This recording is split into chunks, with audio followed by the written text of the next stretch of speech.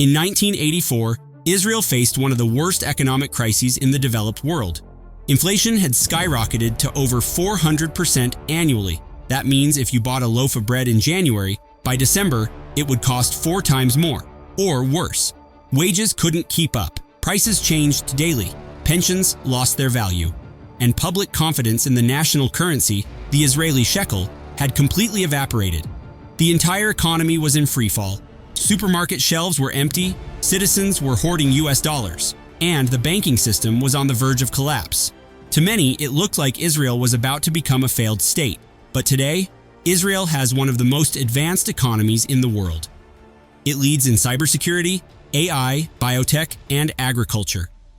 It attracts more venture capital per capita than almost any other country. Its GDP per capita now exceeds that of France, Japan, and even the UK. So how did this tiny, resource-scarce country, smaller than New Jersey, go from near collapse to global innovation leader? It's not just a story of technology, it's a story of reform, strategy, and survival. The breakdown. What went wrong? In the 1970s and early 80s, Israel's economy was a ticking time bomb. Here's why. 1. Massive government spending. After its independence in 1948, Israel faced near-constant warfare. Security spending became the top priority, reaching up to 30% of GDP in some years. But it wasn't just defense. Israel had committed itself to absorbing millions of immigrants, mostly Jews fleeing persecution from the Soviet Union, the Middle East, and North Africa. This meant building housing, infrastructure, healthcare systems, and schools from scratch, all while under threat of war. The government also owned most of the economy: banks, factories, transport, even newspapers. And many of these enterprises were deeply inefficient. 2. A socialist foundation. Israel was built on strong socialist ideals. The Histadrut, a massive labor federation, wasn't just a union, it owned entire industries. Wages were set centrally, prices were regulated, and there was little room for competition or innovation. While this system worked in the early years, by the 70s it began to buckle under its own weight. 3. Hyperinflation. To fund its growing expenses, the Israeli government printed money. The central bank had no independence. It was essentially an arm of the finance ministry. This led to massive inflation. Prices doubled every few months. Salaries couldn't keep up. People lost faith in the shekel and switched to the US dollar for everyday transactions. It created a vicious cycle. More inflation, less confidence, more dollarization, more instability. By 1983, even the major banks were exposed. They had secretly manipulated stock prices and issued loans they couldn't cover. Eventually, the government had to nationalize the entire banking system to prevent a total collapse. The turning point, Israel's Big Reset, 1985. In 1984, a new unity government came to power, with Shimon Peres as prime minister. What came next was one of the boldest economic resets in history. The 1985 Economic Stabilization Plan. The goal: stop hyperinflation, restore fiscal credibility, and reset the economy. Here's what the plan included. 1. Massive spending cuts. Government expenditures were slashed almost overnight. This included cuts to defense, subsidies, and public sector wages. 2. Wage and price controls. For the short term, the government froze wages and prices across the economy, a temporary but critical measure to break inflationary expectations. 3. Currency reform. In 1985, the old shekel was replaced with a new currency, the new Israeli shekel, NIS. This helped reset public confidence in the monetary system. 4th, monetary discipline.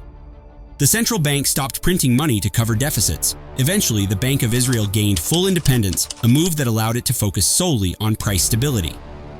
5. Privatization begins. The government began selling off unprofitable state-owned enterprises. This was the start of Israel's transition from a state-led to a market-led economy. And guess what? It worked. Within just a few years, inflation dropped from over 400% to under 20%. Foreign investment returned, and the shekel became a stable, trusted currency once again. From recovery to reinvention, betting on brainpower. Israel didn't stop at stabilization. It knew that just cutting inflation wasn't enough. To truly prosper, especially in a region with little oil, land, or water, Israel needed a new economic engine. That engine became technology.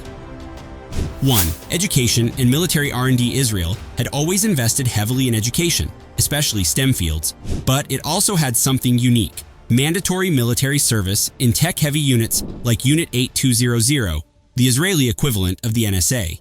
This military training produced thousands of highly skilled, innovation-ready engineers who would later enter the private sector and launch companies. 2. The Russian immigration wave, 90s. After the fall of the Soviet Union, over 1 million Soviet Jews emigrated to Israel. Many were highly educated scientists, mathematicians, and engineers. This was a massive talent injection, increasing Israel's population by 20% and providing the human capital to fuel a tech boom. Yozma, the genius of Israel's startup strategy. In 1993, Israel launched one of the smartest VC strategies the world has ever seen, the Yozma program. Yozma, which means initiative in Hebrew, was a $100 million fund seeded by the government. But the twist? Private investors, especially from abroad, had to match the funding. The government would take an initial stake, but give private firms the option to buy out the state's share later, if the investment succeeded.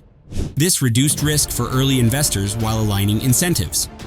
As a result, global VC firms like Sequoia and Accel began investing in Israeli startups. Israeli entrepreneurs gained access to capital, mentorship, and global markets. By the late 1990s, Yozma helped spawn 10 major VC firms and hundreds of startups. Today, over 10% of Israel's workforce is employed in tech, and tech exports account for more than 50% of the country's total exports. Chapter 5. Innovation from Scarcity. Israel's geography forced it to innovate. No oil? Israel became a leader in solar energy. Little water? It pioneered drip irrigation and desalination. Hostile neighbors? It built cutting-edge cybersecurity and defense technologies. Food insecurity? It became a global player in ag tech and alternative proteins. Today, Israel is home to more than 6,000 startups, one for every 1,500 people. That's the highest startup density in the world. The outcome? From crisis to global power. In just 4 decades, Israel went from an inflation-ridden socialist state to a capitalist, innovation-driven economy. Today, GDP per capita, over $55,000, R&D spending, approximately 5% of GDP, one of the highest in the world. VC funding per capita, number 1 globally, tech unicorns, dozens, including Mobileye, Waze, Fiverr, and CyberArk. Israel's success wasn't about natural resources.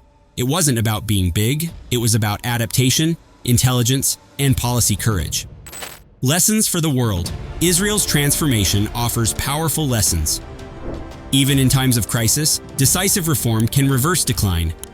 Human capital, not natural wealth, is the key to long-term growth. Innovation ecosystems require both talent and targeted policy. If a tiny, isolated country surrounded by enemies can do it, any country can, but only if they're willing to rethink how economies grow and what truly creates national wealth.